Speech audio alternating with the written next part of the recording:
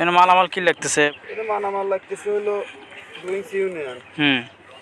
Line খোলা মেলার জন্য 2 ইঞ্চি ইউনিয়ন লাগবে। এটা হলো 1.5 ইঞ্চি 2/1.5 দিয়ে লাইন আউট করছি। গেট বাল্ব। প্রত্যেকটা লাইনে আলাদা আলাদাভাবে দেওয়া উচিত। দিলে পারে জিনিসটা পানি দিয়ে একসঙ্গে একটা কাজ করে নিলে পারে, এক লাইন অফ করলে পারে সবাই কাজ ইউজ করতে পারে। আবার যদি ট্যাঙ্কির থেকে লাইন একটা লাগাই তাহলে পারে একটা বন্ধ করলে সব টোটাল অফ পাওয়া যায়। এর জন্য সাপোর্টিং এর জন্য এক্সট্রা করে প্রত্যেকটা লাইন একটা করে আছে। আবার 2/T এই যে ট্যাঙ্কির 2 ইঞ্চি কাজের সাথে এটা লাগে। তারপরে 2 ইঞ্চি এলবো, সাইডে এলবো লাগে।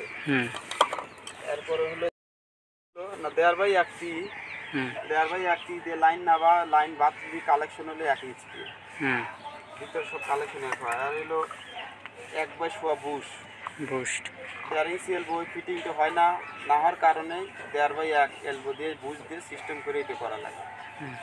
আবার 2/1 বুশ 2/1.5 বুশ। আবার এই হলো এই লাফা। এটা ভালো আটা কোনটা, কোন কোম্পানির? এটা আরএফএল না অন্য কোম্পানি, কিন্তু আরএফএল আছে, এটা অন্য কোম্পানি আটা আছে।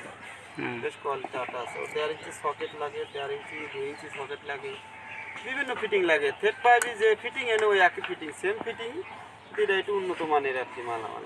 এটা উন্নত মানের, শুধু আঠা ব্যবহার করতে হয় শুধু? হ্যাঁ, আটা ব্যবহার করতে, এটা প্যাচ করতে হবে না? এটা প্যাচ করতে হবে।